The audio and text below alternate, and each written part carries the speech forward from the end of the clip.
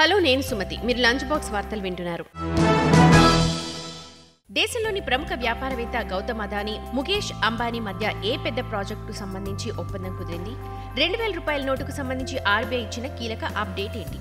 ఇలాంటి మరెన్నో విశేషాలు చూద్దాం ఇవాల్టి లంచ్ బాక్స్ లో. దేశంలోని ఇద్దరు ప్రముఖ వ్యాపారవేత్తలు ఒక వ్యాపారం కోసం ఒకే ప్లాట్ఫామ్ పైకి కలిసి రావడం ఇదే తొలిసారి. దేశంలోని ప్రముఖ వ్యాపారవేత్త గౌతమ్ అదానీ, ముఖేష్ అంబానీల మధ్య ఓ భారీ ప్రాజెక్టుకు సంబంధించి ఒప్పందం కుదిరింది. రిలయన్స్ ఇండస్ట్రీస్ మధ్యప్రదేశ్లో పవర్ ప్రాజెక్టులో 26% వాటాను కొనుగోలు చేసింది. ఇద్దరు ప్రముఖ బిలియనీర్ పారిశ్రామికవేత్తల మధ్య ఇలాంటి భాగస్వామ్యం ఏర్పడడం ఇదే తొలిసారి. పవర్ ప్లాంట్ నుంచి ఉత్పత్తి అయ్యే 500 మెగావాట్ల విద్యుత్ను వినియోగించుకునేందుకు రిలయన్స్ ఇండస్ట్రీస్ అదానీ పవర్తో ఒప్పందం కుదుర్చుకుంది. స్టాక్ ఎక్స్చేంజ్లకు దాఖలు చేసిన రెగ్యులేటరీ ఫైలింగ్లో అదానీ పవర్ లిమిటెడ్కు చెందిన మహాన్ ఎనర్జన్ లిమిటెడ్ కంపెనీలో రిలయన్స్ 10 ముఖ విలువ కలిగిన 5 కోట్ల ఈక్విటీ షేర్లను వ్యక్తిగత అవసరాల కోసం కొనుగోలు చేస్తుందని రెండు కంపెనీలు తెలిపాయి.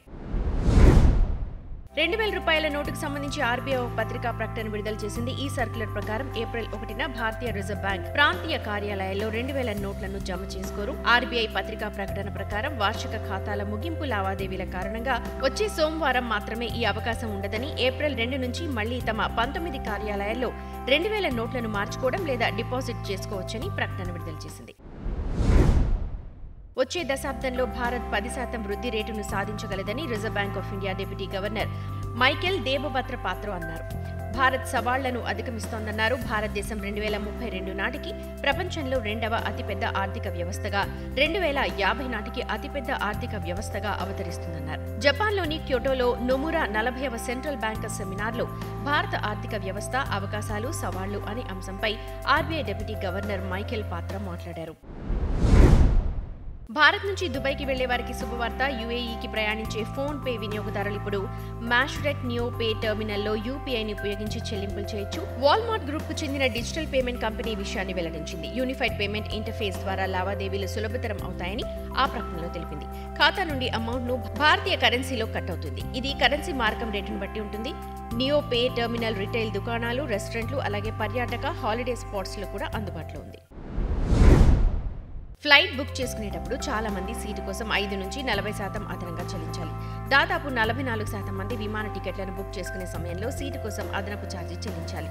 చాలా మంది సీటు కోసం అదనపు ఛార్జీగా 200 నుండి 2,000 వరకు చెల్లిస్తున్నారని, ఇది విమాన ఛార్జీలో 5 నుండి 40% వరకు ఉంటుందని లోకల్ సర్కిల్ సర్వే తెలిపింది. గత 12 నెలల్లో విమానాలు బుక్ చేసుకునేటప్పుడు ఉచిత సీట్లు పొందే వ్యక్తుల సామర్థ్యంలో చాలా స్వల్ప మెరుగుదల మాత్రమే ఉంది.